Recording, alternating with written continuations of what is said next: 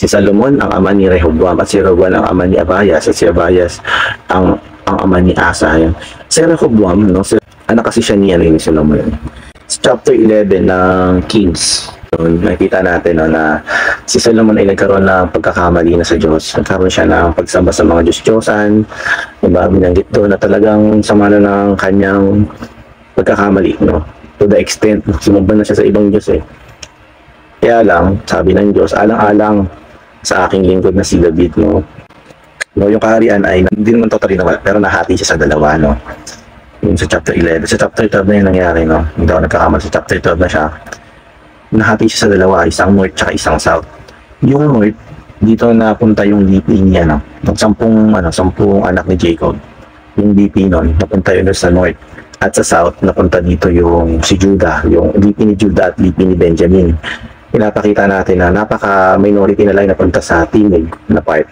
At sa north part, ang tawag doon ay kaharian ng Israel. Samantalang doon sa south, ang tawag dito, kaharian ni Judah. Pero makikita din natin, although ito yung minority, ito yung pinakamaliit na bahagi, yung south. Pero makikita natin na sa talaang kanan dito, ang nalinya lang sa talaang kanan ng Panginoon sa itong mga nasa part ng south. Sa side ni Judah. Yan.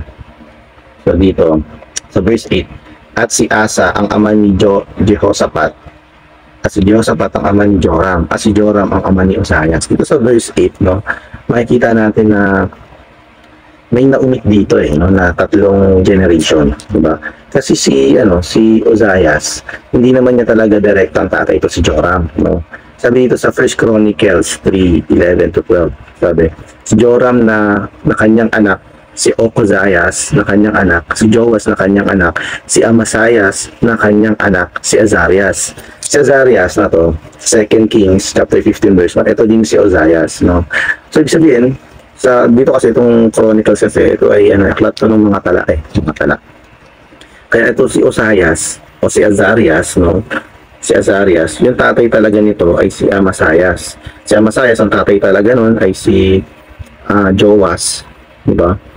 Si Joas, ang tatay nito si Ochozias, at ang tatay ni Ochozias as si Joram, no? So merong apat na generation, no? Yung apat na generation. So bakit siya naunit? Bakit kaya siya natanggal, no? So, kung maaalala nyo din, no? Kung makita nyo rin din sa 2 Chronicles chapter 21 verse 5-6, makita doon, no, na Joram, pinasawa niya yung anak ni Jezebel, ni Ahab, tsaka ni Jezebel, no? At alam naman natin na si Jezebel sa panahon ni Elijah, siya ay sinanin niya yung mga Israelita na sumamba sa kay Baal, no? At ito ay kamuhi-muhi sa mata ng Panginoon, no? So kaya makikita natin dito, no, na natupad din, hindi natupad yung rules, yung principle ng Exodus chapter 20 verse 5, no? So, pinapakita sa atin, huwag mong yuyukuran sila o paglilingkuran lang sila sapagkat ako ang Panginoon mong Diyos ay Diyos na mapanibubuin na aking dinadalaw ang katampalasan ng mga magulang sa mga anak hanggang sa ikatlo at ikaapat na salin ng lahi ng mga napupuot sa akin. Ayan. Pinakita dito, no? In-apply dito yung pagkakamali ni Joram, no? So, ito yung naging penalty niya.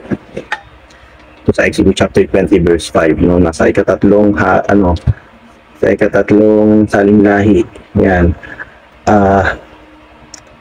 Mapanibubuin yung Diyos, no. So dahil nga sa pagkakamali ni Joram, no, na naumit yung tatlong saling lahi. Kaya dito pinakita na lang sa verse 9 sa verse 8 na anak ni Joram si Uzzias, no. So dahil nga sa pagkakamali na yun. Verse 9, si Uzzias ang ama ni Jotam, at si Jotam ang ama ni Ahaz, at si Ahaz ang ama ni Hezekiah.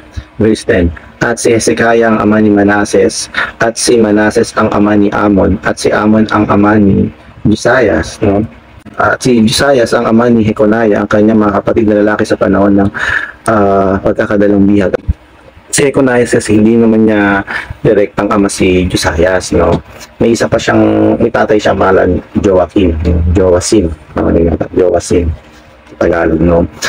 Pero itong Joasim na ito, sa 1 Chronicle chapter 3 verse 15-16 yun nakita mo, no? Sabi dun, ang anak ni Hosayas, ang ikalawa ay si Huwasim, at ang anak ni Huwasim ay si Hekonaya. No? So, ibig sabihin, sabi dun sa 1 Chronicle chapter 3 verse 15 to 16, si Hekonaya, yung tatay niya talaga ang pangalan Joachim.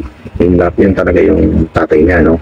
Pero dito sa verse 11 ng Matthew chapter 1 verse 11, sabi, at si Osias ang ama ni Heconias, no? So nawala si Jehoasim.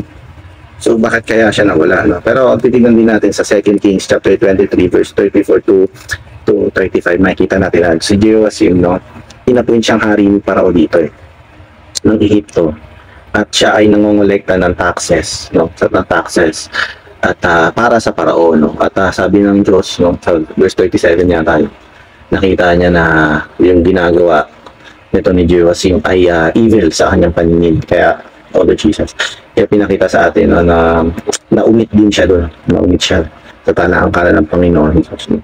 Dapat kung magsisilbi tayo, huwag tayo magsasilbi sa ibang Diyos. Ang ating pagsisilbihan lang ay ang ating Panginoon. I'm talking about the spiritual aspect, no?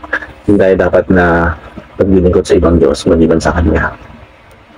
At dito, dahil sa yung pagkakamaling ito ay hindi tinotolerate ng Diyos. Kaya makikita mo dito, pinanggal si Jehoasim. Kaya si Josias, ang naging anak niya dito ay si Heconias, no? Kaya lang, si Heconias kasi, nung panahon ng pagkabihag sa Babylon,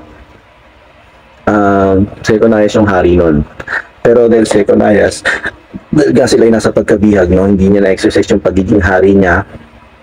At kung papansinin niyo dito sa verse ito, pagkakasabi, Heconias at ng kanyang mga kapatid na lalaki sa panahon ng pagkakadalang bihag sa Babylonia. Pinapakita, si Heconias at kanyang mga kapatid na lalaki ay nasa pantay na panig, no? Pinapakita na hindi rin i-recognize sa verse na to na si Heconias ay hari, no? At ibig sabihin, sila ay pantay-pantay na nasa panahon ng pagkabihag, no? Ito ay isang nakakalungkot na pagkakakita, no? Na although recognize ka dito, pero kayo naman ay nasa pagkabihag at hindi ka kinikilala dito bilang hari. So, yun, ito ay isang kahihiyan sa harapan ng Panginoon. So, ba't ba sila nagkaroon bakit ba sila inalipin ng Babylonian Empire, no? Dahil sa panahon ng mga hari, yung sistema ay nagkani sa kanila para sumamba sa mga Diyos-Diyosan, no? Yun ang kinagalit ng Diyos, no? Kahit nagpadala siya ng mga propeta para balaan sila sa mga magaganap, hindi sila nakikinig. Kaya sila ay dinala sa pagkabihag, no? Nakakalungkot.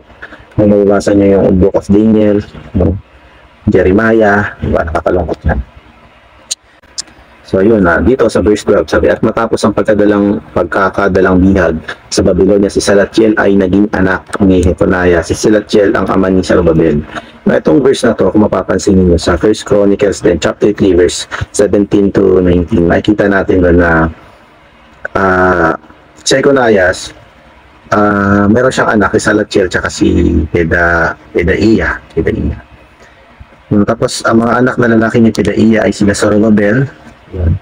Ayun, so pinakikita sa atin, no, na anak ni Pedaiah si Zerubbabel, pero si Salatiel ang palagay dito, no, na ang ama ni Zerubbabel ay si Salatiel, no. Sinerch ko ito, si Salatiel ay walang anak, wala siyang anak na lalaki, wala siyang anak talaga. Kung siya ay namatay, no, kasi nga meron tayong sa Deuteronomy chapter 25 verse 5 to 6, sabi doon na kapag ang isang tagapagmana, no, ay walang anak na lalaki at namatay siya, pangasawa ng asawa niya yung sumunod sa kanya. Ang reason doon, para yung inheritance ay hindi mawala sa angka na yun. So dito, si Salatiel, nung siya ay namatay, naipasa yung kanyang, ang naging tagapagmana dito ay yung ni Pedaiah, no, ang pangalan ay Zerubbabel, no. At dito si Zerubbabel, makikita natin sa Ezra chapter 5, no, makikita natin, no, si Zerubbabel yung isa sa mga nanguna sa pagbabalik ng mga Israelita sa Jerusalem, no. Si Ezra, si Zerubbabel, tsaka si Nehemiah, yan, medyo maganda yung kwento nun, yung babasa natin. Yan, so ito, siguro magko-conclude na tayo dito, no, sa 13, 14, 15, and 16. At si Zorobabel ang ama ni Abuid, at si Abuid ang ama ni Eliakim, at si Eliakim ang ama ni Azor. At si Azor ang ama ni Sadok, at si Sadok si Sadok ang ama ni Akim, at si Akim ang ama ni Eliud. At si Eliud ang ama ni Eleazar, at si Eleazar ang ama ni Matan, at si Matan ang ama ni Jacob. At si Jacob ang ama ni Jose, na asawa ni Maria na siyang nanganak kay Jesus na siyang tinatawag na Kristo. Sa gayon, ang lahat ng salindahi mula kay Abraham hanggang kay David ay 14 na salindahi, at mula kay David hanggang sa pagkadalang bihag sa Babylonia ay 14 na salindahi, at mula sa pagkadalang bihag sa Babylonia hanggang kay Kristo ay 14 na salindahi. Pinakikita sa atin yung mula kay David papunta kay Jeconiah, at mula kay Jeconiah papunta kay Jose. Wala sa Jeremiah chapter 22 verse 28 to 30, wala sa inapo ni Jeconiah, kasi nga sa Jeconiah sa pagkabihag siya ang magmamana sa trono ni David. Pero kung makikita natin, si Jeconiah si Jesus tuwirang inapo siya niya ni Jeconiah. So sabihin, na-violate yung propesya na yun ni Jeremiah. Kung titignan natin, kung i-examine natin na maingat sa chapter 3 yata yun ng Lucas, hindi naman si Jeconiah yung naging ninuno ni Maria, hindi na si Solomon, kundi si Nathan.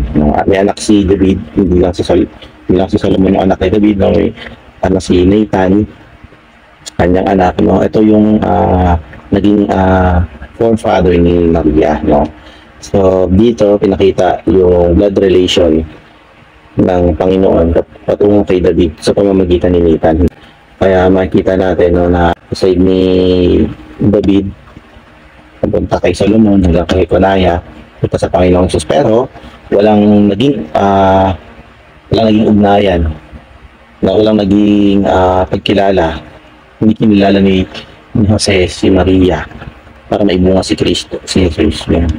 Hindi ang Panginoong Jesus ay pinanganak ni Maria bilang Berhen. Kaya pinapakita sa atin yung pagmana ang Panginoong Jesus na pagkahari ni David ay natanggap din niya, pero hindi kay Jeconiah, pero sa lipi ni Nathan. So yun, kung na-enjoy natin yung topic natin ngayong araw na ito, sana magtuloy ulit tayo sa susunod kong upload. Magkita-kita po tayo. Maraming salamat.